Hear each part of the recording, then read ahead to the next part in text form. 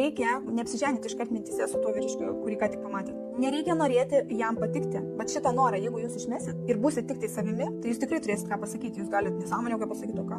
Jūs galite apie orą pašnekėti, jūs galite apie aktualijas pašnekėti. Jūs galite pašnekėti apie tai, ką jūs norite su juo pašnekėti, kokiu tikslu jūs su juo pradėjot kalbėti. Taip, kokia ta buvo tema, nes irgi šnekėjau apie tai, kad kaip ir tikslas turėtų būti, dėl ko aš su tuo žmogum bendrauju. Jeigu mes sustojom viens prieš kitą ir neturim ką pasakyti viens kitam, tai man tada kyla normalus klausimas, ką mes čia veikiam tada. Trypšiam čia kaip maži vaikai, ta prasme, kaip gali suaugęs žmogus neturėti ką pasakyti. Jisgi turi patirtį, didelę patirtį, bet kai jisai susitinka su kažkokiu tai žmogum, kuris potencialiai galbūt patinka, patiktų, pas jį kažkaip tai nebėra žodžių, nebesistaiga savim, kaip čia taip, gaunasi taip, kad tu ieškai kaukę, kokią užsidėti kaukę, kuri čia man tiktų dabar. O jeigu be kaukių, o jeigu tai pradėti gyventi be kaukių, tiesiog toks, koks esi, būkit tokios, kokios esat, moteris, merginos, taip pat ir vyrukai. Taip yra lengviausia, taip yra sąžiningiausia prieš mus pačius ir prieš kitą žmogų taip pat irgi.